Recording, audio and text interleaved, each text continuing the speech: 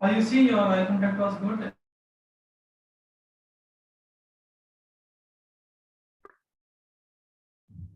Good afternoon, ma'am. Good afternoon.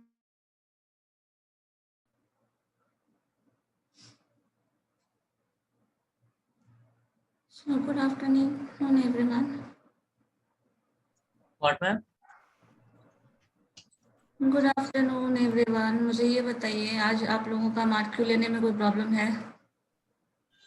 Latest questions based on differentiation, successive differentiation, Leibniz theorem, Maclaurin's Taylor's theorem and all.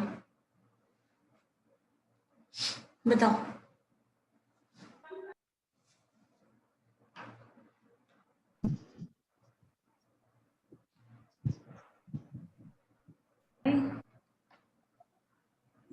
As you wish, ma'am.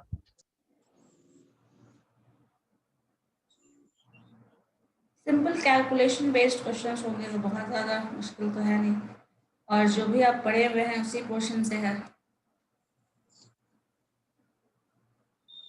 Multiple choice question ma'am. क्या बोल रहे हैं Komal? Multiple choice question ma'am. हाँ, simple question, objective question है, one word answer या फिर one sentence answer.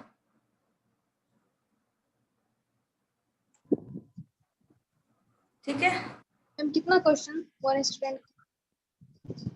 For one each and every one student. यहाँ पे तो number of students 2 questions.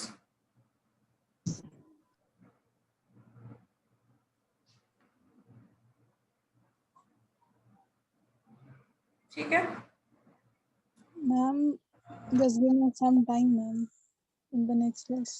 Yes, ma'am. Time, you need time. Yes ma'am. Ma'am, if you would have had informed in the next previous class, ma'am, we would have had been ready for today's marking. Okay then फिर छोड़ दो, चलो next class में ही करते हैं, but next class में prepare रहिएगा and response अच्छा आना चाहिए। इन दैट केस ही मैं छोड़ने वाली हूँ अभी। Okay ma'am. Okay, ma'am. Thanks. ठीक। Thank you, ma'am. करने वाले हैं ये बताओ, कोई प्रीवियस डाउट है या फिर कुछ जो हम लोग करने वाले हैं पोलर फॉर्म वो उसी का एक्सटेंशन पड़े? कुछ क्वेश्चंस बन गए हैं जितने भी मैंने दिए थे कलेक्शन उसका? मैम मुझे प्रॉब्लम है। हाँ बताइए। वो पोलर थ्योरम में मैम बहुत दिन से। हाँ बताइए क्या प्रॉब्लम है, कहाँ प्रॉब्लम है? मैम आप जो फिगर से समझाए थे ना उसको एक बार और समझा दीजिए। फिगर से जो बढ़ा रहे थे मतलब वो कॉन्सेप्ट ऑफ कर्वेचर।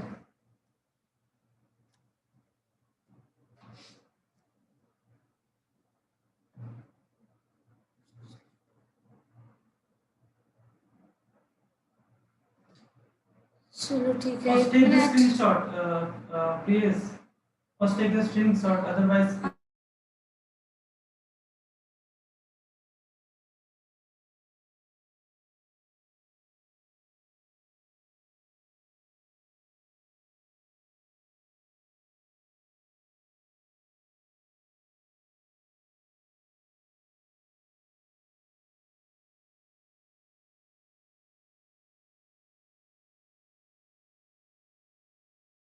करेंगे तो किसी पर्टिकुलर पॉइंट पे करेंगे, तो कोई भी कर्व ले लो, उस कर्व का कोई पॉइंट कंसिडर कर लो। ठीक है, कोई भी कर्व आप ले सकते हैं, कोई कर्व हो सकता है साइन टेन कॉस का, कोई कर्व सर्किल हो सकता है, एलिप्स हो सकता है, पैराबोला हो सकता है, कोई भी curve to the power X का कर्व हो सकता है, लॉग एक्स का कर्व हो सकता है। सो कोई भी कर्व आप कंसिडर कर रहे हैं उस कर्व के फॉर्म में, उस कर्व पे कोई 2 पॉइंट कंसिडर करो।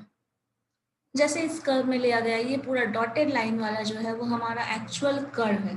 इस कर्व पे हमने 2 पॉइंट कंसिडर किया है, that is P and Q. जो पी और क्यू हमने पॉइंट कंसिडर किया है, इस पॉइंट पे हमें क्या करना है, उस पॉइंट को सेम इंटेंसिटी जैसे जिस रेट से पी और क्यू में चेंज हो रहा है ना, उस पॉइंट को चेंज, जिस रेट से चेंज हो रहा है उसी रेट को फॉलो करते हुए हम एक पूरा सर्कुलर पाथ बनाएंगे और उससे एक सर्कल फॉर्म करेंगे। ठीक है, पहला पॉइंट हमें क्या करना है, कर्व पे 2 पॉइंट सेलेक्ट करना है, उस 2 पॉइंट के बीच में जिस रेट से कर्व की इंटेंसिटी चेंज हो रही है, मतलब कर्वेचर जैसे बदल रहा है, जिस रेट से ये चेंज हो रहा है इस पॉइंट में, एग्जैक्टली उसी को फॉलो करते हुए, जैसे मान लो यहाँ रेट ऑफ चेंज कुछ एक्सेलरेशन टाइप का हुआ, तो जिस रेट से यहाँ गया उसी रेट से हमें पूरा सर्कुलर पाथ कवर करना है, और वो पूरा सर्कुलर पाथ कवर करके क्या करना है, एक सर्कल फॉर्म कर देना है। जब ये सर्कल फॉर्म हो जाएगा तो उसके बाद हम देखेंगे कर्वेचर निकालना कैसे और क्या करना है। तो जो पॉइंट आपने लिया था P और Q, उस पॉइंट से एक टेंजेंट ड्रॉ करना है। जैसे इस पॉइंट को लिया, एक टेंजेंट ड्रॉ कर लिया, यहाँ Q पॉइंट लिया, वहां से एक टेंजेंट ड्रॉ कर दिया दूसरा। सो 2 टेंजेंट हमारे पास मिल गया, 2 पॉइंट लिया था, 2 टेंजेंट मिला है। उन दोनों टेंजेंट्स के बीच का एंगल कैलकुलेट करो, ये एंगल और ये एंगल, आपको ये 3 एंगल मिल जाएगा, आराम से मिल जाएगा। फर्स्ट टेंजेंट यहाँ, दोनों का इंटरसेक्टिंग पॉइंट का एंगल यहाँ, और इन दोनों के एंगल के सम का आपको पता है, अगर ये ट्रायंगल बन रहा है तो सम ऑफ इंटरसेक्टिंग का एंगल, जो इंटरनल एंगल है वो एक्सटर्नल एंगल के बराबर होता है। तो ये निकाल के हम यहाँ चले आए। ये हम कहाँ बात कर रहे हैं, कर्व के बाहर की बात कर रहे हैं। अब कर्व के इनसाइड आओ, जो कर्व के इनसाइड आपने सर्कल बनाया था उसके इनसाइड जब आओगे तो एक परपेंडिकुलर ड्रॉ करना है हमें इस P पॉइंट पे। आपको पता है एक टेंजेंट ड्रॉ करते हैं, और जहां भी टेंजेंट ड्रॉ करते हैं उस पर एक परपेंडिकुलर लाइन हम ड्रॉ कर सकते हैं, नॉर्मल जिसे हम बोलते हैं। तो हर पॉइंट पे जो आपने 2 पॉइंट कंसिडर किया है, दोनों पॉइंट पे एक नॉर्मल ड्रॉ करो। P पे एक नॉर्मल ड्रॉ करना है, Q पे एक नॉर्मल ड्रॉ करना है। दोनों नॉर्मल कहीं ना कहीं इंटरसेक्ट करेगा, क्योंकि ये सर्कल था।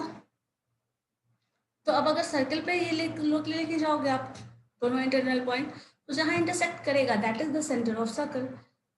ये इतना करने के बाद हमें क्या करना है, ये जो डिस्टेंस है P और Q जो आप लेते हैं पॉइंट्स कर्वेचर पे, मतलब कर्व पे, वो पॉइंट का डिस्टेंस जो होना चाहिए that should be very small, P और Q। सो उसको del S से रिप्रेजेंट कर रहे हैं, distance between the point P and Q। ठीक है, कर सकते हैं इतना हम, ये हमने कर लिया। अब ऑब्वियस सी बात है, ये जो भी होगा उसके बीच में कुछ ना कुछ एंगल बनेगा, that angle is del psi. ठीक है, हम ये भी ले सकते हैं। अब यहाँ से जो डेल साई हमने लिया है, तो ds by del psi by ds, ये जो टर्म है यही रेट ऑफ चेंज डिफाइन करता है। डिस्टेंस टर्म में हम रिप्रेजेंट करें तो del psi by del S लिख सकते हैं, एंगल के फॉर्म में करें तो del psi by del S लिख सकते हैं, कर सकते हैं। तो ये जो रेट ऑफ चेंज होगा वही हमें कर्वेचर डिफाइन करता है। अब कर्वेचर देखो क्या है, वो डिस्टेंस के टर्म में तो होगा नहीं। क्या कर्वेचर कभी डिस्टेंस के टर्म में होगा? Curvature that is showing the rate of intensity of changing the curve, rate of changing that curve. अब बताओ कर्व जो होगा वो किस पे डिपेंड करता है? एंगल पे। तो इसीलिए जो हमें कर्वेचर मिलेगा वो del psi by del S, जो एंगल चेंज हो रहा है बिटवीन, और आपने ये भी बहुत पहले पढ़ा होगा, या पता नहीं पढ़ा नहीं पढ़ा मुझे नहीं मालूम, कभी भी 2 सर्कल या फिर 2 कर्व के बीच के एंगल की बात करते हैं, then we talk about the angle between their tangents. कभी भी कर्व में, लाइक मान लो अगर हमारे पास 2 सर्कल है, 2 कर्व ले लो, एक कर्व हमारा ये है, दूसरा कर्व ये है, तो कभी भी हम कर्व के बीच बात कर रहे हैं एंगल बिटवीन दीज 2 सर्कल्स, तो हम इसकी बात नहीं करते, ये एंगल की बात नहीं करते। हम क्या करते हैं, सबसे पहले इस पे एक टेंजेंट ड्रॉ करते हैं, सबसे पहले इस पे एक टेंजेंट ड्रॉ करते हैं, और एक टेंजेंट के बीच का जो एंगल होता है ना, वही angle of that angle between that circle कहलाता है। तो यहाँ पे जो एंगल हमें कर्व का मिलेगा, वो एंगल रेट ऑफ चेंज जो होगा वो कर्व के पॉइंट से डिफाइन होगा, ना कि उसका एंगल जो डायरेक्टली हमें मिल जाता है। तो ये दोनों टेंजेंट का जो टर्म है, जो टेंजेंट का स्लोप है, वो उसके बेसिस पे है। अब देखो यहाँ पे क्या हो रहा है, इतना करने के बाद उसके हिसाब से हमें डेल साई देखना होगा। अब अगर इस चीज को देखें तो देखिए, कभी भी टेंजेंट किसी एक पर्टिकुलर पॉइंट पे बनता है, ये हमें लॉजिकली पता है। कोई भी स्ट्रेट लाइन किसी भी कर्व को टच करेगा, that will always be at particular point, any particular point. सिर्फ एक ही पॉइंट पे वो टेंजेंट टच कर सकता है किसी भी कर्व को, है या नहीं? अगर ऐसा होगा तो ये जो पॉइंट आपने दो पॉइंट कंसिडर किया है, तो हम क्या करते हैं, किसी एक ही पॉइंट पे टेंजेंट ले लेते हैं या फिर कर्वेचर ले लेते हैं। तो ये जो टर्म होगा, सपोज यहाँ Q जो है उसको हम क्या कर देते हैं, Q is tending to P। क्यों कर रहे हैं? क्योंकि हमें दिया तो दो पॉइंट है, लेकिन हमें निकालना है curvature at any particular point, किसी फिक्स पॉइंट पे।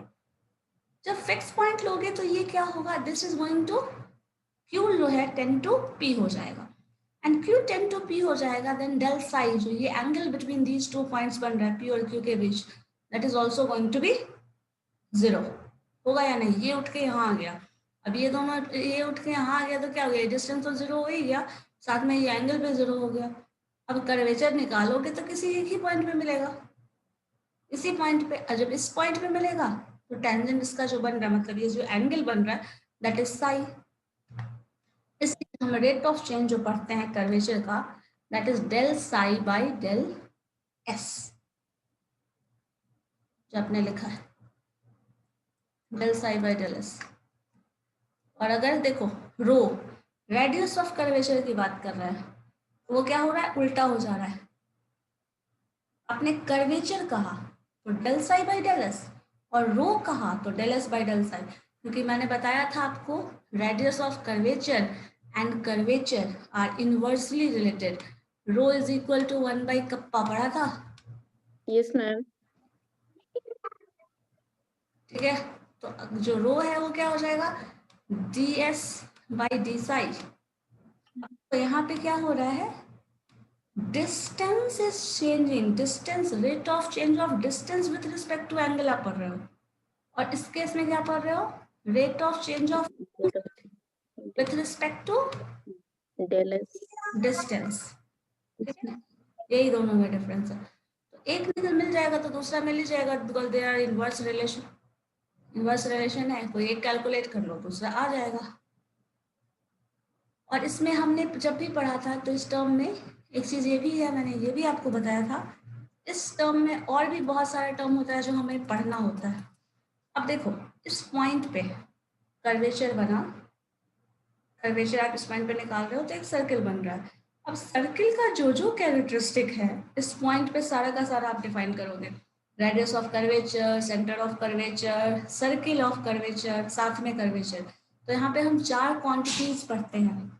First is curvature, radius of curvature, centre of curvature and circle of curvature also. क्योंकि हर पॉइंट पे सर्किल भी चेंज होगा, क्योंकि मैंने आपको ये भी एक एग्जांपल बहुत अच्छे से बताया था कि जब आप ग्राफ डिफरेंट लोगे, लाइक मान लीजिए जब आप अलग अलग ग्राफ लेते हैं, ग्राफ मान लो कुछ ऐसा है, अब यहाँ सर्किल बनाओगे तो सर्किल कैसा बनेगा, एक छोटा सा सर्किल, बहुत छोटा सर्किल बनेगा, क्योंकि आप इस पर्टिकुलर पॉइंट पे, चलो इधर ही ले लो, ये सर्किल कितना छोटा सा बनेगा। यहाँ सर्किल बनाओगे बड़ा बनेगा, यहाँ सर्किल बनाओगे उससे भी ज्यादा बड़ा हो सकता है ना। तो हर पॉइंट पे सर्किल भी चेंज हो रहा है, सर्किल का कर्वेचर, अब सर्किल बनेगा तो रेडियस, सर्किल चेंज होगा, रेडियस चेंज होगा, रेडियस चेंज होगा तो सर्किल ऑफ कर्वेचर भी चेंज होगा। तो सारा का सारा कैरेक्टरिस्टिक एनी पर्टिकुलर पॉइंट पे डिफरेंट होता चला जाएगा। सर्किल इस केस में भी बन सकता है, अब इस रेट से घुमा के यहाँ सर्किल बना लो, इस केस में भी बनेगा, अलग सर्किल बनेगा, है ना। तो वो चीज हम डिफाइन करेंगे। तो जितना भी आप बनाओगे कैलकुलेशन, जो भी करोगे, हर जगह सर्किल बदलेगा, हर जगह सर्किल ऑफ कर्वेचर बदलेगा, हर जगह circle of centre of curvature, जो भी टर्म्स है सारा का सारा बदलने वाला है। ठीक है, क्लियर? Yes yes ma'am. और कुछ डाउट? No ma'am. और किसी को?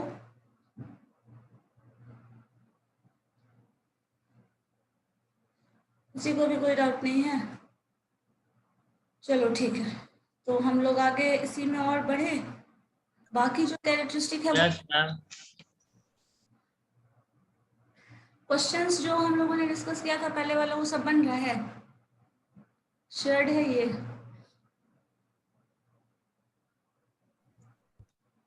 सारा तो लगभग मैक्सिमम तो डिस्कस कर लिया था मैंने। कुछ ऐसा है जो नहीं समझ में आ रहा है? मैम हाँ बोले। मैम कहीं कहीं पे रो इज इक्वल्स टू मैम लिखा हुआ रहता है। हाँ रो नीचे इज इक्वल टू लिखा रहता है तो नीचे आइए ना मैम, स्लाइड कीजिए।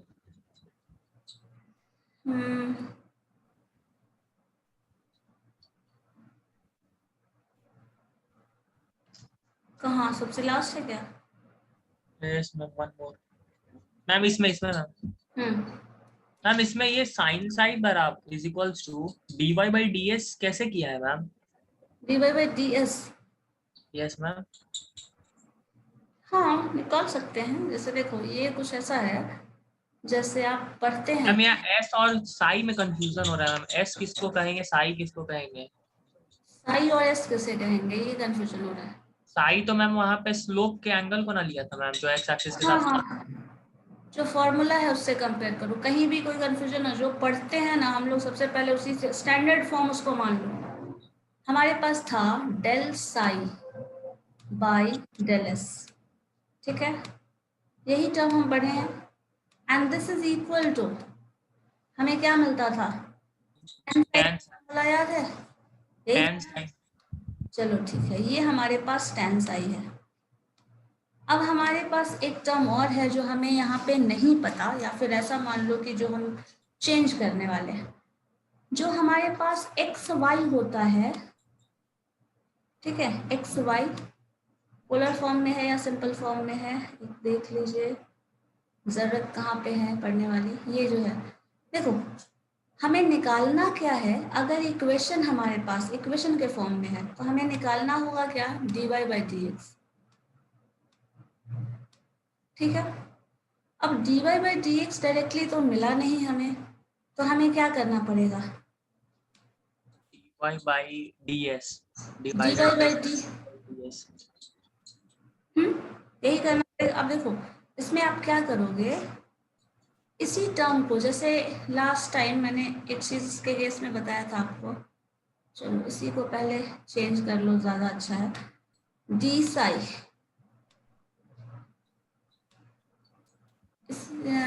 इसी टर्म को सिंपली लिख लो ना, इधर ही अपोजिट साइड बस लिख देते हैं। ये जो टर्म है दिस इज इक्वल टू, आप लिख सकते हैं sine psi by cos psi. Yes ma'am. ठीक है, sine psi by cos psi. अब यहाँ पे आपको इंफॉर्मेशन किस फॉर्म में दिया है ये देखो, तो यहाँ तो आपको डिराइवेशन ही करना है y और x के टर्म में, ठीक है। तो आपके पास जो टर्म चेंज होने वाला है x और y, देखो क्या है, variable y is equal to F X, ऐसा कुछ फंक्शन है। पहले तो ये मान के चलिए आपके पास ये फंक्शन है। अब इस फंक्शन का रेट ऑफ चेंज निकालना है, तो कभी भी निकालोगे तो या तो एंगल के रिस्पेक्ट में या तो डिस्टेंस के रिस्पेक्ट में, यही दो टर्म निकालोगे। अगर इसका डिस्टेंस जो निकालना है हम वो s के टर्म में निकाल लें, मान लो ऐसे लिखें dy बाई डी एस, और इसी तरह ले लें dx बाई डी एस। क्या ये dx बाई dy बदेगा? dy by dx, yes ma'am देगा। देगा, dy बाई dx हमें मिल जाएगा। And this is equal to dy by ds निकाल रहे हैं, dy बाई ds क्या हो जाएगा हमारे पास? इस चीज को चेंज करो, बताओ, s के रिस्पेक्ट में डिफरेंशिएट कर रहे हैं, क्या आएगा? dy बाई dx का वैल्यू मैम tan साई हो जाएगा, sine psi plus cos psi. dy by ds क्यों आएगा? dl साई का होता है ना वो।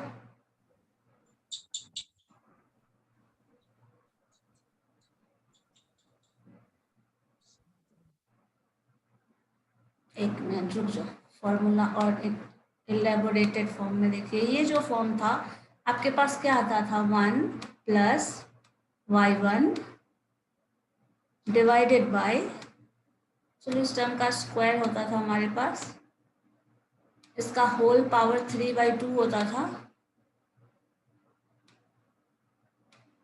ठीक है, this being divided by y, by 2. बोलो यही होता था ना फॉर्मूला। Yes ma'am. अब हमारे पास, अब इस फॉर्मूला को आप मुझे ये बताइए, जब भी इस फॉर्मूला को आप यूज करते थे तो निकालते क्या थे, dy by dx। तो आपको निकालना क्या है, dy by dx। Yes sir. लेकिन dy by dx डायरेक्टली हमें मिल नहीं रहा है, क्योंकि फंक्शन इक्वेशन के फॉर्म में दिया रहेगा, तुम्हारे पास ऐसा दिया रहेगा तो तुम ये निकाल लोगे, लेकिन ये तो दिया ही नहीं हुआ है ना। जब इस फॉर्म में नहीं दिया है तो क्या कर सकते हैं, जो भी इंफॉर्मेशन है हमें इसके टर्म में निकालना पड़ेगा। अब अगर इसी चीज को चेंज कर दो, हमारे पास जो टर्म है ds by d side, ds by जो डिस्टेंस है dy by ds और dx by ds हम निकाल, इसमें एक टर्म तो आई थिंक हम लोगों ने निकाला भी था इक्वेशन के फॉर्मूला को सॉल्व करने के लिए, निकाला था या नहीं, dy by ds। Yes, ma'am. नहीं, फॉर्म तो शायद निकाले थे, चलो छोड़ो। y का पॉइंट बताओ मुझे,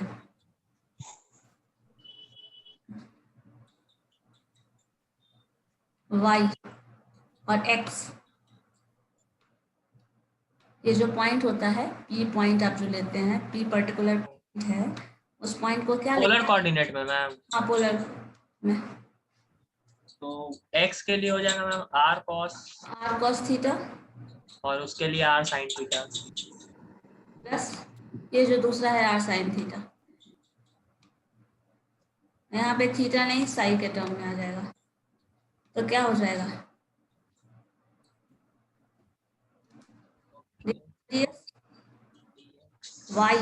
y को रिस्पेक्ट, मतलब ये y के रिस्पेक्ट में डिफरेंशिएट करोगे क्या आएगा, ये जो टर्म होगा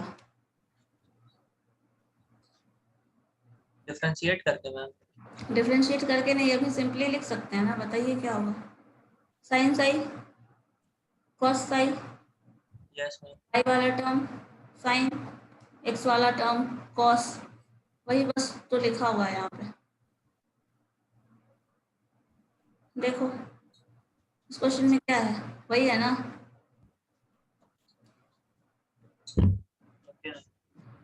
समझ गए मैम। और यहाँ पे ds ही क्यों लिखा है, ऐसे आप लोग ने इसको इस चीज के फॉर्म में भी समझ सकते हो, dy जो डिस्टेंस होगा, small change small distance, r cos theta जो लिखते हैं, ये स्मॉल चेंज जो है ds, ये इसमें आया है due to small change in y,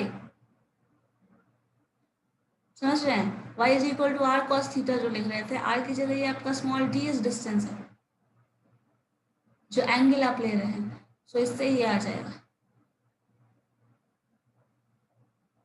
और इसमें तो प्रूफ करने के लिए डायरेक्टली दे दिया है ना डेल स्क्वायर, तो यहाँ तो सर पैर कुछ है नहीं क्वेश्चन में, आपका ये जो टर्म है किसी इक्वेशन के रिस्पेक्ट में तो दिया नहीं है, नहीं दिया है ना, आपको सिंपली जो टर्म्स यूज कर रहे हैं उसके रिस्पेक्ट में सारा डिफरेंशिएट करके ये करके लाना है, dx by dy, dy by ds, तो हमें जो सॉल्यूशन मिलने वाला है वो x और इसके रिस्पेक्ट में, y और इसके रिस्पेक्ट में डिफरेंशिएट करके निकालना पड़ेगा, जो टर्म होगा y और s का, मतलब y और x का, तो y और x का टर्म यहाँ पे है tan साई और cos साई, इसके टर्म में रिप्रेजेंट कर दो, डिफरेंशिएट करो, निकालो।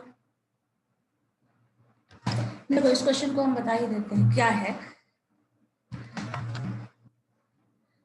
1 by rho square, 1 by rho square means 1 by rho क्या है बताओ तो पहले मुझे, व्हाट इज 1 by कप्पा, और कप्पा क्या है, एंगल, ठीक है, एंगल की बात कर रहा है, मतलब ये कहीं ना कहीं कर्वेचर की बात कर रहा है, तो वो जो कर्वेचर है वो डिपेंड कर रहा है किस पे, x और y के फैक्टर पे, डेल स्क्वायर x और del S square plus dy square D square by D S square.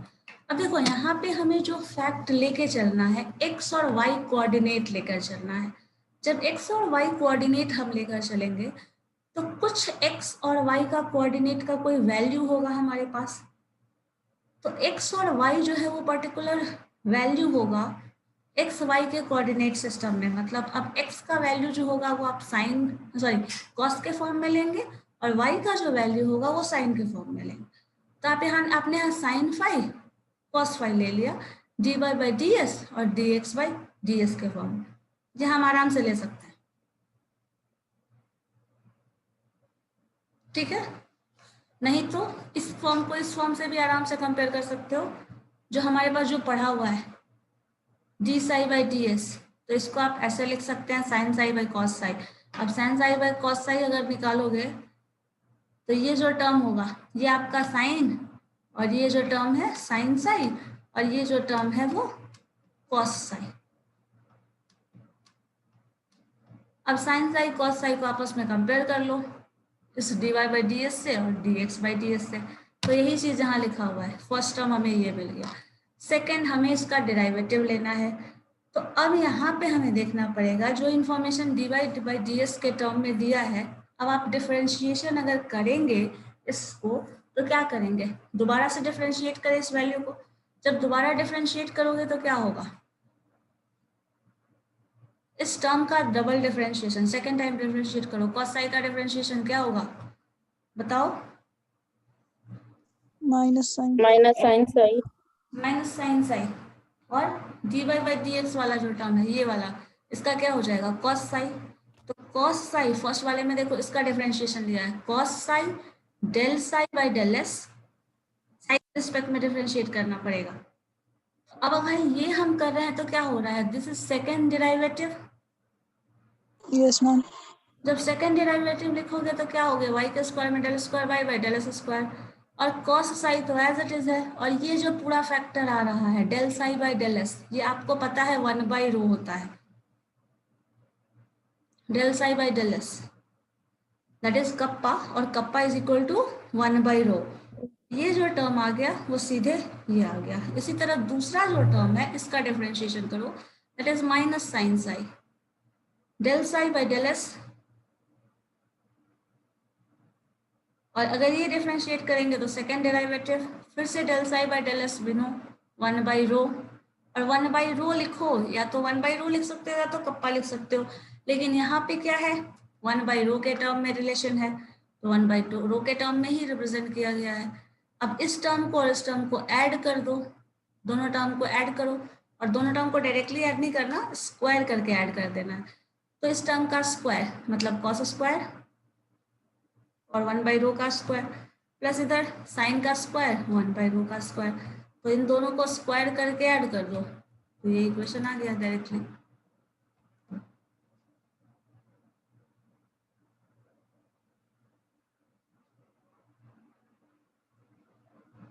ठीक है,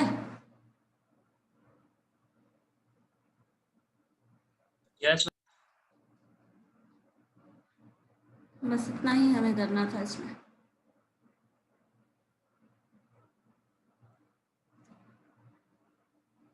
Excuse me, ma'am. हाँ बोलिए। In question number 7, I'm also facing a problem, ma'am. Question number 7, Yes, ma'am. Okay बताइए क्या problem है, what kind of problem is that. Rho and rho dash with the radius of curve, What does mean here conjugate diameter? ठीक है, prove that this conjugate diameter. ठीक है, और इसमें क्या प्रॉब्लम कहाँ किस पोर्शन में हो रहा है, सारे के सारे पोर्शन में, मतलब क्या।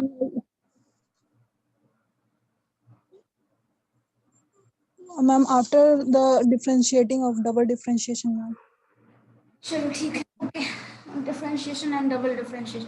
पहले तो देखो क्वेश्चन समझ लो क्या है, rho and rho dash with the radii of the curvature at the extremes of two conjugate diameters of an ellipse this and this. आपको पता है जो डायमीटर हमें मिलने वाला है, डायमीटर अगर कहें हम एलिप्स की बात करें तो हमें दो अलग अलग डायमीटर मिलता है, मालूम है या नहीं। Yes, ma'am. और दो उस केस में हमें एक पहले क्या करना है, दो एक्सट्रीम पॉइंट्स लेना है, दो एक्सट्रीम पॉइंट्स लेना है एलिप्स पे और उसके कर्वेचर को फाइंड करना है, और दोनों का जो कर्वेचर है वो दो अलग अलग रो एंड रो डैश आ रहा है। तो पहले देखते हैं क्या प्रूफ करना है, प्रूफ ये रिलेशन करना है। हमारे पास टर्म्स क्या क्या होगा, टू डायमीटर्स ले रहे हैं CD and CP, conjugate diameters है, तो हमारे पास एक टर्म पॉजिटिव एक टर्म नेगेटिव, लाइक ऐसा कुछ होगा। जैसे देखो एलिप्स बन रहा है कुछ ऐसे जगह पे, लाइक दिस सेंटर 0 0, आपने एलिप्स ऐसे बनाया, एक पॉइंट ले लो, कुछ भी पर्टिकुलर पॉइंट, दिस पॉइंट एक कॉमन पॉइंट है, इस पॉइंट पे चलो ये पॉइंट ले लिया यहाँ से, एक पॉइंट इधर डायमीटर, मतलब कुछ डायमीटर ऐसा बन रहा है, या फिर कुछ इस तरह का ले लो ये, और एक पॉइंट इधर पॉजिटिव सेक्शन में और एक नेगेटिव सेक्शन में, तभी कॉन्जुगेट टर्म आ रहा है, इस तरह से डायमीटर बन रहा है। देन हमारे पास जो टर्म्स है, ऑब्वियसली जो भी निकालना है कर्वेचर तो एंगल टर्म आएगा ही, तो हमारे पास दो जो एलिप्स का डायमीटर हमने कोऑर्डिनेट पॉइंट ले लिया, a cos t b sin t। We know that the coordinates of d are pi by 2 plus t। ये कोई बता सकता है pi by 2 plus t क्यों होगा?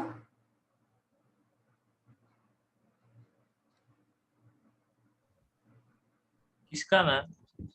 इस पॉइंट में CP and CD are semi-conjugate diameter of the ellipse।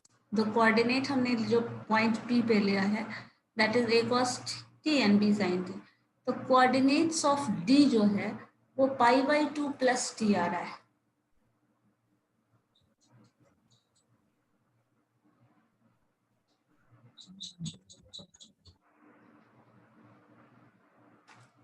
कोई भी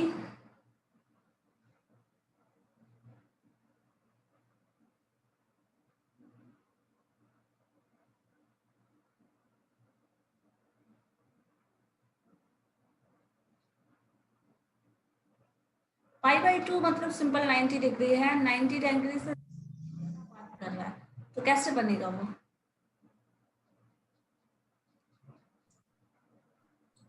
ninety plus T means ma'am second quadrant. Second quadrant means आप यहाँ क्या बोलना चाह रहे हो? सेकंड क्वाड्रेंट का मतलब क्या बोल रहा है? टी टर्म कोई पॉइंट है जो आप क्यूज एंगल ले रहा है, यही ना?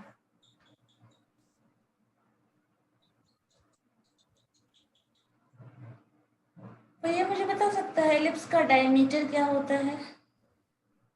दो डायमीटर होता है मैम, एक होता है 2b, एक होता है 2a मैम। डिपेंड करता है मैम कि कौन से एक्सिस पे। एक्सिस और major axis. Yes ma'am, minor and major. उन दोनों एंगल की बात अगर करें हम, तो वो दोनों एंगल पे तो 90 डिग्री एंगल होता है, कोई भी पॉइंट अगर आप ले रहे हैं। तो अगर मेजर एक्सिस और माइनर एक्सिस की बात करें, जिसको आप एलिप्स में बात करें, दैट इज 90 डिग्री एंगल, वो 90 डिग्री एंगल पे होता है। तो 90 डिग्री प्लस टी का क्या मीनिंग है?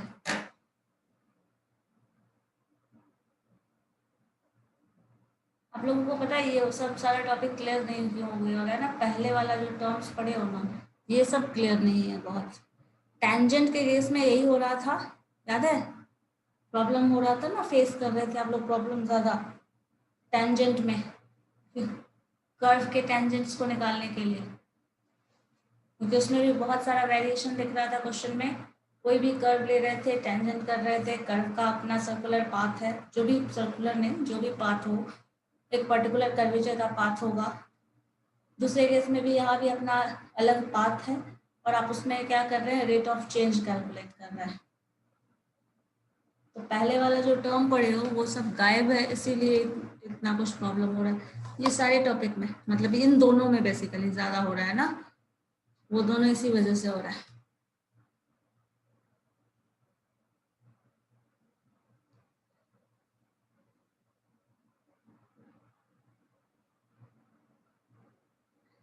लिख तो देता है बहुत, we know that but we don't know. चलो, एलिप्टिकल पाथ हमारे पास है।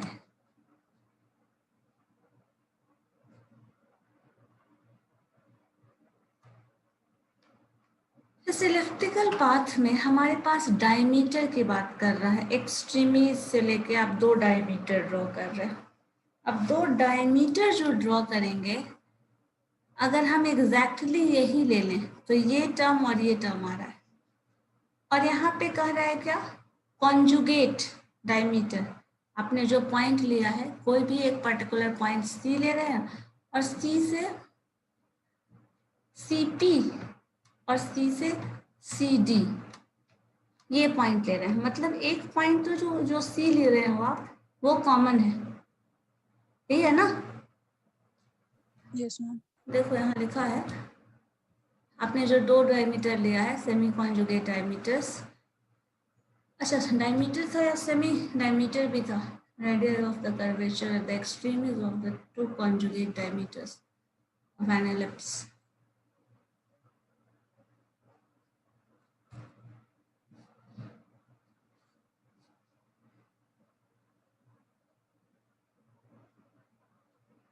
ठीक है, तो हमारे पास क्या मिल रहा है, कॉन्जुगेट डायमीटर्स आपको प्रूव करना है ये 2 अलग अलग रेडियाई। सो R1 और R2 जो कि आपका सेमी मेजर एक्सिस और सेमी मेजर एक्सिस और सेमी माइनर एक्सिस होगा, रो एंड रो डैश। मतलब एक रेडियाई जो है दैट इज दिस वन, और एक रेडियाई जो होगा वो ये होगा, यही वैल्यू है। ये आपका रो और रो डैश की बात कर रहा है। अब ये रो और रो डैश में जो आप ले रहे हैं, सेमी टर्म यूज हो रहा है, सेमी कॉन्जुगेट डायमीटर। सो सेमी कॉन्जुगेट डायमीटर जो है दैट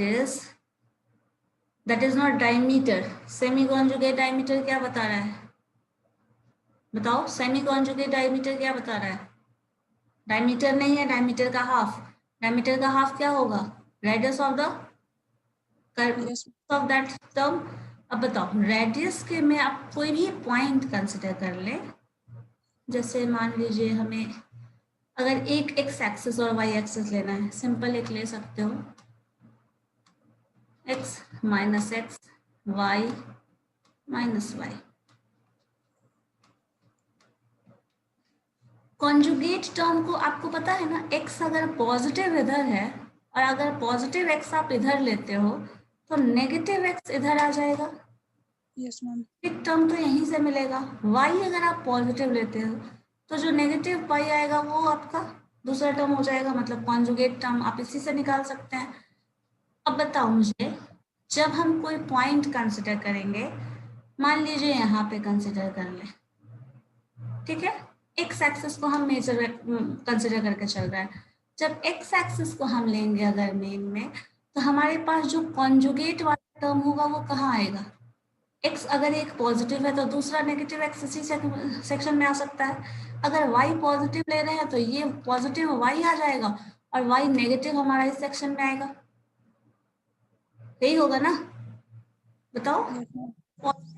वाई नेगेटिव, तो हमारे पास जो दूसरा पॉइंट, अगर हम एक पॉइंट सी कंसिडर करें तो हमें दूसरा पॉइंट कहाँ मिलेगा, उसके नेगेटिव क्वाड्रेंट में तभी मिलेगा जब आप दूसरे क्वाड्रेंट में चले जाओ। जब दूसरे क्वाड्रेंट में जाओगे तो क्या होगा, अगर एक क्वाड्रेंट का आपको पता है पूरा एंगल क्या होता है 90 डिग्री, दूसरे क्वाड्रेंट में क्या जाएगा, प्लस टर्म। अगर एक्स एक्सिस में ले रहे हैं तो इतना प्लस आपका ये एंगल जो होगा, वाई में ले रहे हैं तो आपका ये 90 डिग्री होगा और साथ में ये जो टर्म होगा वो ऐड होगा। कॉस में तो कॉस नेगेटिव भी पॉजिटिव होता है, पता है ना। Cos minus theta is equal to क्या होता है, cos minus theta cos theta positive हो जाता है, तो ये नेगेटिव भी होगा तब भी पॉजिटिव ही होगा। तो इसीलिए यहाँ पे ये जो टर्म यूज किया है ना, π/2 प्लस टी, ये इसीलिए आया है क्योंकि कॉन्जुगेट टर्म आपको कब मिलेगा, जब इस पूरे क्वाड्रेंट π/2 एंगल को आप पास करके जाओगे तब मिलेगा, अदरवाइज नहीं मिलेगा। मिल सकता है, नहीं मिलेगा, क्योंकि पॉजिटिव पोर्शन अगर एक्स एक्सिस वाले फर्स्ट क्वाड्रेंट में मिल रहा है तो नेगेटिव सिर्फ और सिर्फ आप π/2 क्रॉस करके जा रहे हैं नेक्स्ट क्वाड्रेंट में तभी पॉसिबल है, ठीक है। और अगर नेगेटिव जो भी टर्म आप ले रहे हैं एक क्वाड्रेंट से दूसरे क्वाड्रेंट में जाएंगे तब, इसीलिए ये टर्म इन्वॉल्व हुआ है, ठीक है, π/2 प्लस टी। अब π/2 प्लस टी अगर ये इंक्लूडेड है तो जो आपको सेमी कॉन्जुगेट डायमीटर मिलेगा वो जो टी टर्म था वो क्या हो गया, π/2 प्लस टी में कन्वर्ट हो गया। तो आपके पास जो a cos t था वो क्या हो गया, a cos π/2 प्लस टी। दूसरे में आ जाओ, b sin π/2 प्लस टी। तो ये हमें मिला दूसरा टर्म। अब हमें कर्वेचर निकालना है, तो कर्वेचर का फॉर्मूला क्या होता है, radius of curvature of that particular point. Radius of curvature क्या था, 1 प्लस dy/dx का होल dy/dx का whole square. Divided by 3/2।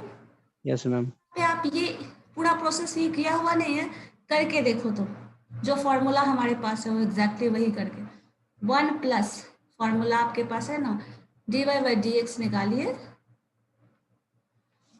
Row is equal to 1 plus dy/dx।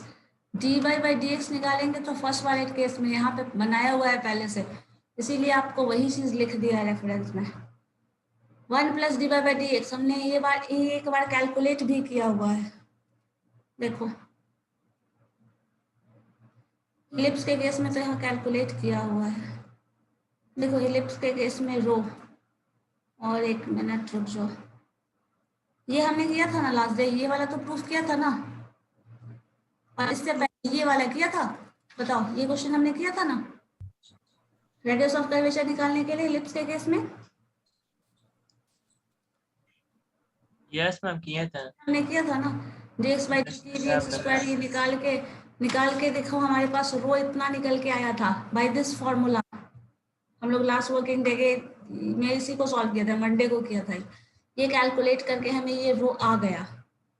आपको ये सारा वहां पे दोबारा से करना होगा क्योंकि वो इंडिपेंडेंट क्वेश्चन है, तो ये पहले से यहाँ यूज कर लिया है, आप ये पहले से कैलकुलेट किए हुए हो तो ये आ जाएगा। जैसे x हमारे पास x टर्म था, इसको डिफरेंशिएट करो dx/dt, तो इसका डिफरेंशिएशन पता है आपको -a sin t आ जाता है, इसका differentiation b cos t, second derivative ये, सेकेंड डेरिवेटिव्स का ये, सारे वैल्यूज को आप यहाँ पुट कर रहे हो तब ये रो का वैल्यू मिला है, ठीक है। इसी रो के वैल्यू को एग्जैक्टली यहाँ यूज किया है निकाल के, देखो सेम टर्म है,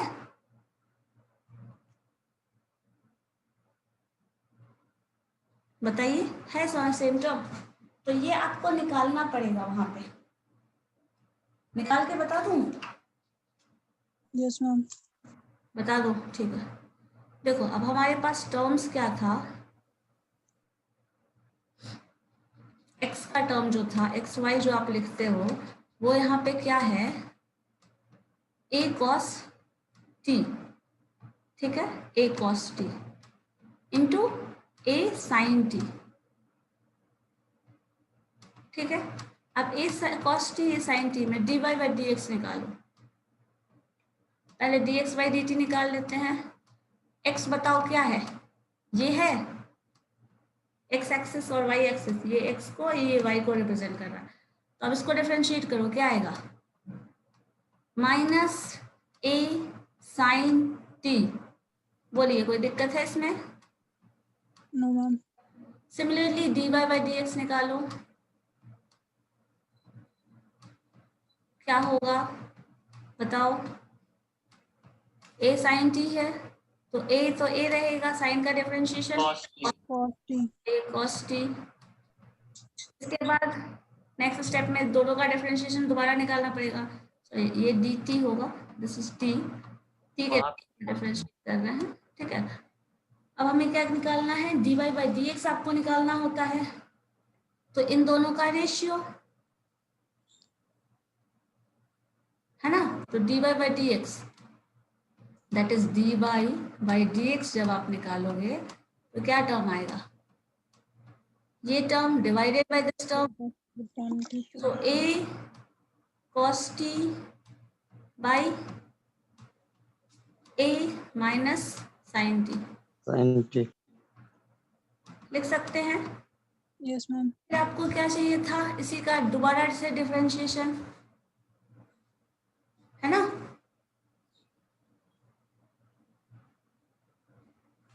बताओ, सेकंड डेरिवेटिव जो हम निकाल रहे हैं वो यही होगा ना, या फिर आप इसी चीज को दोबारा से डिफरेंशिएट कर दो, उसका रेशियो निकाल लो, वही कर सकते हैं। क्योंकि देखो ना बहुत आराम से यहाँ पे किया हुआ है क्वेश्चन नंबर 5 वाला, ये लास्ट डे हम लोगों ने किया था। देखो यही टर्म है ना, सेकेंड डेरिवेटिव निकाल दिया, del square X del square Y, second derivative निकाल दिया, इसी का दोबारा से डिफरेंशिएशन कर दिया, और इसी का हम ये फॉर्मूला इस्तेमाल कर रहे थे जो हमने कल पढ़ा था। जब एंगल हमारे पास किस फॉर्म में होगा, जब हमारे पास पैरामेट्रिक फॉर्मूला गिवन होगा, उस केस में हम लोगों ने सेम फॉर्मूला पे सारा वैल्यू पुट किए थे। देखिए इसी फॉर्मूला पे पुट करके ये रिजल्ट निकाले थे, X dash square Y dash square का power 3/2 X dash mine into Y double dash minus Y dash X double dash. ठीक है, ये सारी वैल्यू को पुट करके हम लोग वो सॉल्यूशन लाए थे। ठीक है, तो अब हमें इसी इक्वेशन को निकालना है। तो अगर हम ये सेक्शन नहीं भी निकालें, जैसे मान लो इस चीज को हटा ही दो क्योंकि हमें दूसरा वाला फॉर्म यूज करना है, डायरेक्टली पैरामेट्रिक के फॉर्म में दिया ही हुआ है तो हम वही कर लेते हैं। देन अगर इसका सेकेंड डेरिवेटिव निकालोगे क्या आएगा, del square X by D T square, क्या आ जाएगा, दैट इज माइनस ए तो रहना ही है, साइन का डिफरेंशिएशन क्या हो जाएगा, कॉस, कॉस, तो सिंपली ए कॉस टी। ठीक है, अब इधर आ जाओ, इधर वाले में क्या हो जाएगा, मैं हाँ वाई, चलो लिख ही देते हैं, del square Y Y D T square, ये क्या आएगा, साइन यहाँ भी आ जाएगा, माइनस के फॉर्म में आपका है, तो इसको भी हटा दो, दैट इज माइनस, इसका डिफरेंशिएशन क्या हो जाएगा, this is equal to minus A sine T. ठीक है, अब इसको हमें रो के फॉर्मूला पे रखना है। रो का फॉर्मूला क्या था, एक्स डैश का स्क्वायर, एक्स डैश का square plus Y dash square का power 3/2 divided by X dash into Y double dash, X dash into Y double dash minus Y dash X double dash.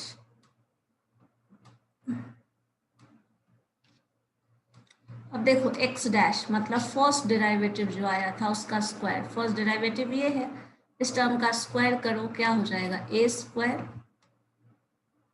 First derivative का square है A square sine square T. ठीक है, plus sine Y dash का square, Y dash ये है तो A square into cos square T.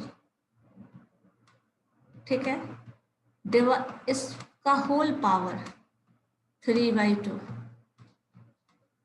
Divided by X dash, जो ये आया हुआ है एक्स डैश ये है, और इंटू वाई डबल डैश मतलब ये वाला टर्म, तो a into A, minus minus दोनों में है, क्या करोगे ए स्क्वायर लिखोगे, sine T sine square T लिखोगे, बताओ, डाउट है तो बोलिए फिर से।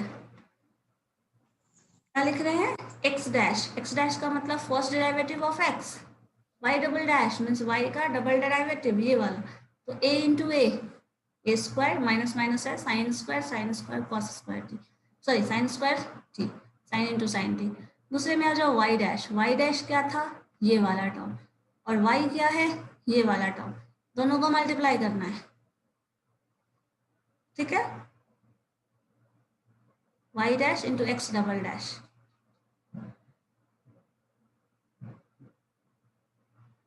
तो क्या हो जाएगा यहाँ पे आपका A square cos square T. अच्छा ए और बी लिया था ना, A sine T and B sine T, तो यहाँ इसलिए ए बी हो जा रहा है। अब इन दोनों में ए कॉमन ले लो तो क्या हो जाएगा, sine square T plus cos T is equal to 1, और ये आपका 3/2 पावर है डिवीजन में, तो ये आपका जो टर्म आएगा इसका पावर 1/2, इसका पावर 3/2, और ये टर्म देखो, ये कंपेयर कर लो उससे, क्या आ रहा है। क्वेश्चन नंबर 5 था ना, 7 था मैम। आप पूछ रहे थे, ये डेरिवेशन वाला टर्म बोल रहे हैं। Yes, ma'am. अच्छा, इसमें ए और बी अलग अलग लिया है, इसलिए ए बी दोनों का प्रोडक्ट के टर्म में आ रहा है, नहीं तो आपका दोनों में मैंने ए लिया था इसलिए ए आ रहा था डिनोमिनेटर में। यहाँ पे ए और बी ऐसे लिया है, देखो A cos T B sine T, ठीक है। इसलिए आपका टर्म जो है, देखिए ये टर्म तो मोर और लेस वही है ना, sign square T cos square T, यहाँ ए भी आया है, हमारे पास ए आया था क्योंकि मैंने दोनों टर्म को ए कंसिडर किया था। यहाँ पे स्क्वायर और ये टर्म आ रहा है, ठीक है। सेम वैसे ही डेरिवेटिव हम निकाल रहे हैं, तो हमें क्या मिला है, रो। इस रो का फॉर्मूला आप क्वेश्चन नंबर 7 में यूज कर रहे हैं, मतलब वो डायरेक्टली यहाँ पे यूज कर दिया है, डिराइव करके नहीं लाया है। तो ये रो कब होता था, जब हमारे पास ये टर्म होता था, ठीक है कोमल, फोकस। Yes, ma'am.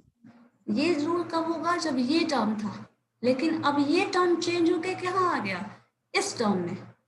तो अब जो भी साइन के साथ जो टी एंगल था उसमें क्या π/2 प्लस टी से रिप्लेस किया हुआ है, जो रिजल्ट है उसमें देखो, A square sine square π/t plus T, ये वाला टर्म, बी की जगह B square cos square π/2 plus T divided by A B, क्योंकि एंगल ही चेंज हो रहा है, बाकी कुछ तो चेंज नहीं हो रहा, तो ये टर्म वही रह जाएगा।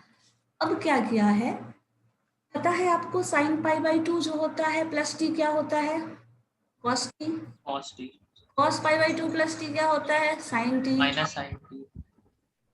माइनस क्या है, कॉस π/2 No, में no, ma'am, no, ma'am. Cos pi by t. Positive ना, सेकंड क्वाड्रेंट में साइन पॉजिटिव होता है, तो ये टर्म हो गया, बस हमारे पास ये टर्म आ गया। देन ये जो टर्म है, अब इन दोनों को आपको कंपेयर करना है, रो और रो डैश को, यही प्रूफ दिखाना था ना, रो Yes, ma'am. डैश का जो ये रिलेशन है। अब रो, इस पूरे टर्म को आप रो कहोगे, Ro dash, ma'am. रो कहोगे, इस टर्म को रो डैश कहोगे। आपको रिलेशन ये लाना है, रो का पावर 2/3, रो डैश का पावर 2/3, ए बी का पावर ये और ये स्क्वायर बी स्क्वायर। मतलब अब पहले तो ढूंढो क्या इसमें से सिंपल हमें मिलने वाला है, इन्हीं दोनों को आपको कंपेयर करना है, इन दोनों इक्वेशन को।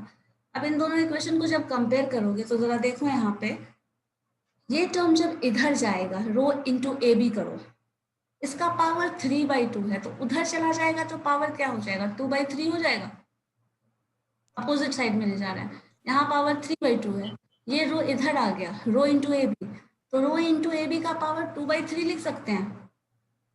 Yes, ma'am. यही चीज आपको देखो इस इक्वेशन में किया हुआ है।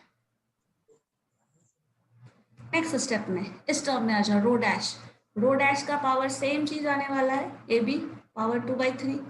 अब यहाँ से हमें क्या करना है, ए स्क्वायर और बी स्क्वायर को कॉमन लेना है। अब देखो इन दोनों इक्वेशन में अगर देखें तो आप इन दोनों इक्वेशन को ऐड कर लो, जब ये term sine square T cos square T, इन दोनों टर्म इक्वेशन को जब ऐड करोगी तो क्या आएगा, इन पूरे टर्म्स का सम, ए स्क्वायर कॉमन लोगे साइन स्क्वायर टी और cos square T, sine square T plus cos square T is equal to 1।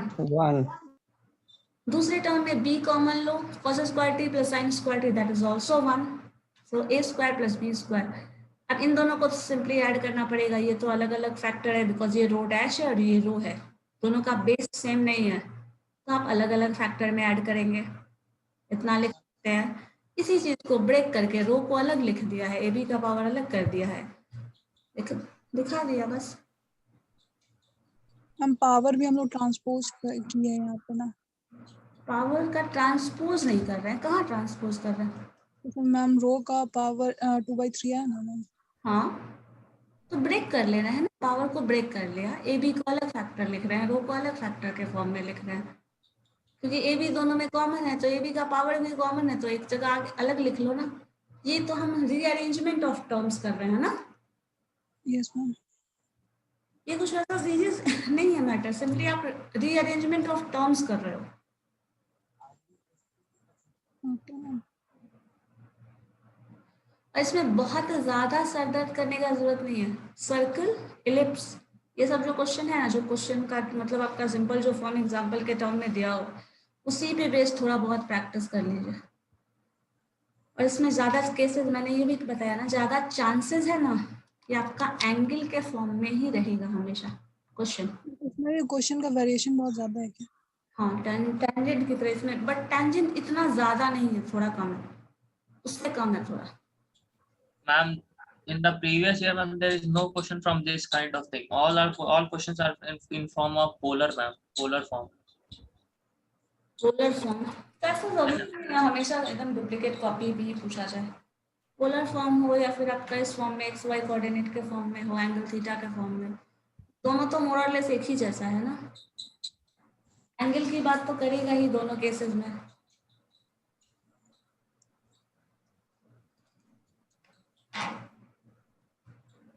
But इसमें बहुत ज्यादा नहीं मिलेगा, उतना ज्यादा नहीं मिलेगा जितना टेंजेंट में मिल रहा था।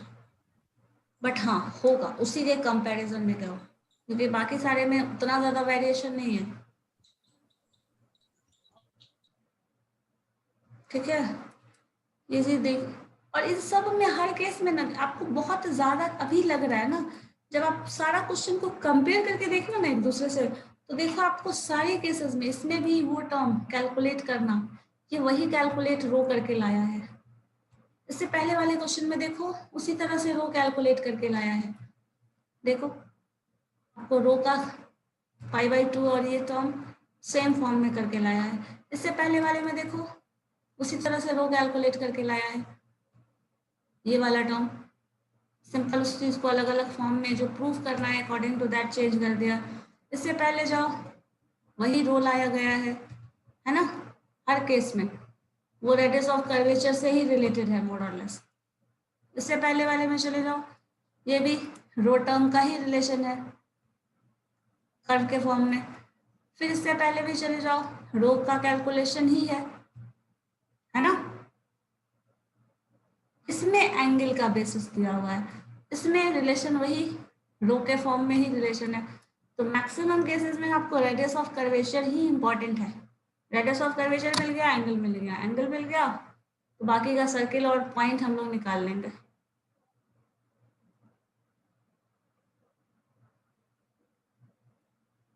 इसमें देखिए दूसरे क्वेश्चन में, find the radius of curvature at any point of the curve.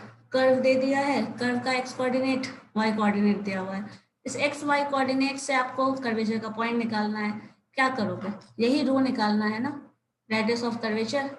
अगर radius of curvature in case मिल गया देन वन बाई रो निकाल दो, that is the curvature at that particular point.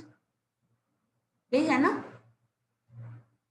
अब इसको डिफरेंशिएट करना है, dx बाई थीटा के टर्म में है, हमारे पास उस केस में t के टर्म में था, यहाँ थीटा के टर्म में। डिफरेंशिएट करो, थीटा का differentiation 1 plus cos theta dy by d theta. इसको डिफरेंशिएट करिए तो ये 1 है, that is going to be 0। Cos theta का डिफरेंशिएशन माइनस कॉस थीटा है, sine theta minus sine theta term आ जाएगा, तो a sine theta dy by dx। अब इस तरह दूसरा डिफरेंशिएशन निकालना है, इसका डिफरेंशिएशन करो, 1 का डिफरेंशिएशन 0, कॉस थीटा का डिफरेंशिएशन माइनस साइन थीटा और इंटू ए है तो minus A sine theta. Second derivative of this A cos theta. अब इन सारे वैल्यूज को इस इक्वेशन पे पुट करिए। एक्स डैश का स्क्वायर, एक्स डैश बताओ क्या है ये। अब इस टर्म का स्क्वायर करोगे क्या होगा, a square 1 plus cos theta का होल स्क्वायर प्लस साइन। दूसरे में आइए d Y by d theta का square, a square sine square theta that to the whole power 3/2। Next जो डेरिवेटिव है x dash into Y double dash. अब x dash ये है, वाई डबल डैश ये है, तो a into a 1 plus cos theta into cos theta. देखो यही है ना लिखा हुआ। सेकेंड टर्म में आओ डी वाई और डी एक्स का स्क्वायर, तो माइनस ए मल्टीप्लाई कर दिया, ए स्क्वायर माइनस साइन ऑलरेडी यहाँ होता है तो ये प्लस हो जाता है, तो A square sine square theta. इसी को ब्रेक किया गया है। अब इसको ब्रेक करोगे तो क्या होगा, ये स्क्वायर तो ऐसे ही रहने वाला है, यहाँ पे ब्रेक करिएगा a square plus B square plus 2ab के फॉर्म में, इसको ब्रेक कर दिया, इस टर्म को ए स्क्वायर कॉमन ले लिया है तो ये भी आ गया अंदर। अब इस पूरे टर्म को आप कैसे लिख सकते हैं, ये cos square theta sine square theta that is equal to 1, 1 + 1 2, 2 cos 2 theta, मतलब 2 + 2 cos theta that to the power 3/2। ये आपको sine square theta cos square theta एक टर्म 1 मिल जाएगा और 1 + cos थीटा। ठीक है, अब इतना टर्म, अब बताओ इसमें अगर हम सॉल्व करें तो यहाँ पे क्या मिल रहा है, 2 टर्म का पावर 2/3, 2 कॉमन ले लिया दोनों में, 1 + cos थीटा, 1 + cos थीटा का पावर 3/2 है, 1 + cos थीटा का सिंपली पावर 1 है, कैंसिल हो जाएगा, एक पावर बचेगा हाफ, क्योंकि एक पावर तो बट कैंसिल हो गया, पावर 1 कैंसिल हो गया, जो रूट वाला है वो बचा, a × 1 + cos थीटा का पावर 1/2। अब ये टर्म आपको पता है 1 + cos थीटा को आप लिख सकते हैं 2 cos स्क्वायर थीटा/2। बाकी का सारा टर्म हमें एज इट इज रहने देना है, इस टर्म में लिखो, वैल्यूज रख लो। अब यहाँ पे अगर थीटा का वैल्यू गिवन होगा, यहाँ पे find the radius of curvature at particular point, eight any point बोल दिया, एनी पॉइंट बोल दिया मतलब आपको थीटा का कोई वैल्यू गिवन नहीं है। अगर थीटा का वैल्यू गिवन होता तो हम निकाल सकते थे, जैसे नोट में करके दे दिया है, अगर थीटा 0 होता मान लो तो ये 0 हो जाता, cos 0 का वैल्यू 1 दैट इज 4a, जो रेडियस ऑफ कर्वेचर होता वो 4a हो जाता। अगर थीटा का वैल्यू कुछ और दिया होता तो कुछ और वैल्यू आता, है ना? समझ रहे हो क्या कर रहा है? तो रेडियस ऑफ कर्वेचर जब भी आपसे पूछेगा ना तो इसी फॉर्म में पूछेगा। अगर रेडियस ऑफ कर्वेचर है तो कोई भी कर्व दिया रहेगा, डिफरेंशिएशन जो फॉर्मूला आप इस्तेमाल करेंगे वो फॉर्मूला आइदर ये वाला होगा जो आपका कर्व के बेसिस पे है ये, या फिर ये फॉर्मूला यूज करेंगे आप, रो इज इक्वल टू दिस, ये टर्म अगर इनवर्स वाला टर्म है वो, ये तो आप dy/dx ये फॉर्म यूज करेंगे। कहीं भी रेडियस ऑफ कर्वेचर पूछता है, अगर एक्स वाई के टर्म में इंफॉर्मेशन है डायरेक्टली ये इस्तेमाल कर लो, थीटा के टर्म में है, टी के टर्म में है, कोई और फॉर्म है तो आप दूसरा वाला यूज करेंगे, जो आपका दूसरा वाला फॉर्म आ रहा है, ये पैरामीट्रिक फॉर्म ऑफ इक्वेशन, तो आप इसको इस्तेमाल करेंगे। इन्हीं दोनों इक्वेशन से आपको रेडियस ऑफ कर्वेचर कैलकुलेट करना है। प्रूफ करने वाले क्वेश्चन में थोड़ा सा अपना लॉजिक लगाना पड़ेगा, नहीं तो अगर सिंपली रेडियस ऑफ कर्वेचर पूछा जाता है तो आपको कुछ नहीं करना, जैसे इस केस में अभी सॉल्व किए थे हम लोग, तो लास्ट क्वेश्चन अभी बताया मैंने, ये वाला radius of curvature, find the radius of curvature. एक मैंने पैराबोला के बेसिस पे क्वेश्चन बताया है, Yes, ma'am. जो भी कर्व होगा उसका एट एनी पॉइंट बोल दिया, मतलब सिंपली आप उसको फॉर्मूला निकाल के रख दो। एट एनी पॉइंट का मतलब यही है, फॉर्मूला निकाल के रख लीजिए, वैल्यू चेंज करने वाला है वो चेंज करके हम पुट करेंगे, रिजल्ट आ जाएगा। ठीक है, नहीं चेंज करके अगर पॉइंट दिया हुआ है तो आपको पॉइंट रख के सॉल्व करके बता देना है, पॉइंट नहीं दिया हुआ है तो जनरल फॉर्म ऑफ इक्वेशन निकाल के छोड़ दो। लेकिन रेडियस जब भी निकालना है, रेडियस ऑफ कर्वेचर, तो इसी दोनों फॉर्म से का यूज करना है, दोनों फॉर्मूला याद होना चाहिए, क्या है या नहीं? Yes, ma'am. वाला फॉर्म तो भी शायद हाँ बता ही दिया ना मैंने, ये वाला टर्म। अब देखो इसी तरह radius of curvature, point on which distance along the curve fix point is then prove that. अब इसमें जहाँ प्रूव करने के लिए टर्म दे रहा है तो वहां पे थोड़ा कर्व का आइडिया होना जरूरी है। पैराबोला है तो पैराबोला का कर्व कैसा होता है, उसमें पॉइंट ले रहे हैं, कोई फिक्स पॉइंट कर्व पे, distance from a curve from the fix point, कोई भी फिक्स पॉइंट से डिस्टेंस ये ले रहे हैं तो क्या रिजल्ट आने वाला है। वहाँ पे आपको पता है पैराबोला का इक्वेशन है, अप्लाई करो, ये भी लिख सकते हो। पैराबोला कैसे इक्वेशन को अंडर रूट अप्लाई कर दिया, y का वैल्यू, और y का वैल्यू हमें क्यों चाहिए, बिकॉज हमें y का डिफरेंशिएशन निकालना है, dy/dx निकालते हैं हम, तो जब तक हमें y नहीं मिलेगा तो हम dy/dx कैसे निकालेंगे, तो इसलिए यहाँ पे y के टर्म में लिख रहा है, पहले y के टर्म में रिप्रेजेंट कर दिया। अब इसका फर्स्ट डेरिवेटिव डिफरेंशिएट करो, रूट x का डिफरेंशिएशन क्या होता है, 1/2 रूट x, ठीक है, 2 रूट ए और 1/2 root x, so first derivative is equal to root a by root x. Second derivative इसी तरह निकाला। अब ये वैल्यू को, अब इस पे कौन सा फॉर्मूला अप्लाई होगा, ये पहला वाला जो हम लोगों ने सॉल्व किया था इंट्रिंसिक फॉर्मूला, वो इस्तेमाल करना है। वैल्यूज पुट करो, यहाँ से रेडियस ऑफ कर्वेचर मिल गया। अब रेडियस ऑफ कर्वेचर निकालने के बाद आपको देखना पड़ेगा क्या करना है। If rho be the radius of curvature of the parabola at a point whose distance along the curve from a fixed point is s। अब यहाँ से ये रेडियस ऑफ कर्वेचर जो है किसी भी फिक्स पॉइंट से इसका डिस्टेंस जो है वो s है, तो प्रूव करना है ये। अब रो तो निकाल चुके, इस रो को हमें डिफरेंशिएट करना है विथ रिस्पेक्ट टू s। अब देखो ये जो रो आप निकाल रहे हैं, इस रो को s के रिस्पेक्ट में डिफरेंशिएट करना है। तो इस रो को s के रिस्पेक्ट में डायरेक्टली आप डिफरेंशिएट करोगे नहीं, बिकॉज s के टर्म में कोई इन्फॉर्मेशन है नहीं। तो करना क्या पड़ेगा, इस रो को x के टर्म में डिफरेंशिएट करो, बिकॉज x का टर्म आपको यहाँ दिख रहा होगा, है ना। इस x के टर्म में डिफरेंशिएट करेंगे, मतलब dx और dx बाई ds ये आराम से लिख सकते हैं हम। अब इसको x के रिस्पेक्ट में डिफरेंशिएट कर लो, डिफरेंशिएट करो, जो रिजल्ट आता है वो d रो बाई ds होगा। ds बाई dx निकालना है, तो ds बाई dx कैसे निकलेगा, बता सकता है कोई, ds बाई dx?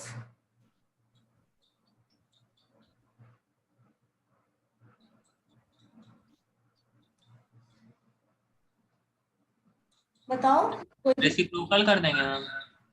जो टर्म है उसका रेसिप्रोकल x के रिस्पेक्ट में ये कर रहे हैं, मतलब x के रिस्पेक्ट में डिफरेंशिएट डायरेक्टली नहीं कर सकते, तो आप रेसिप्रोकल निकाल लो, सॉल्व कर लो, आ जाएगा।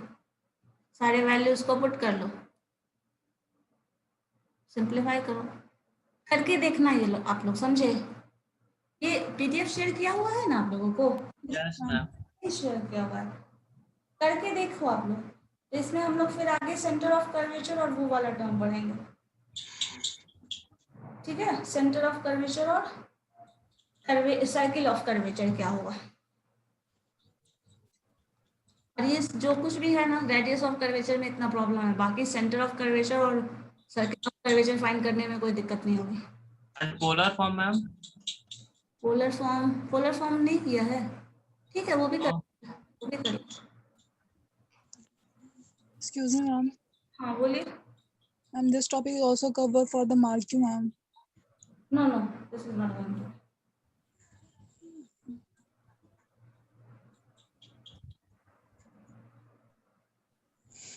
Pictures before curvature. Rest of the topic is going to be covered in mark you. And I think second on today is Wednesday. Friday we have mark you. Yes, ma'am. Friday. Ready for that? Yes, ma'am.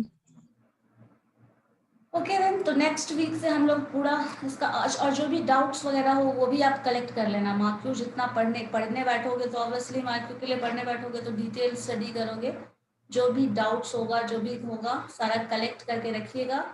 Then हम लोग class में होगा तो discuss करने लायक तो वो भी करते चले जाएंगे, देन वो फिर नया कंटिन्यू करते चले जाएंगे।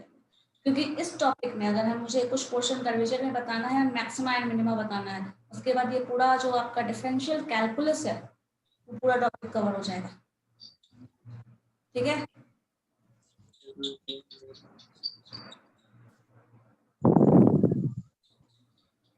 तो अगर डाउट्स होंगे तो वो खत्म करते चले जाएंगे हम लोग, ठीक है मैम।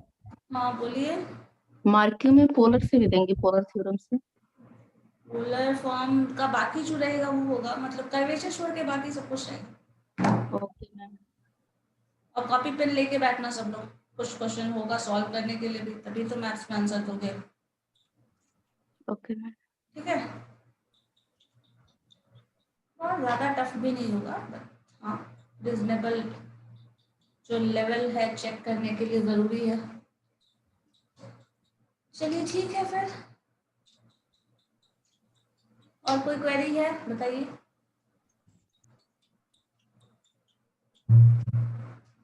इस सेक्शन से भी प्रैक्टिस किया करिए।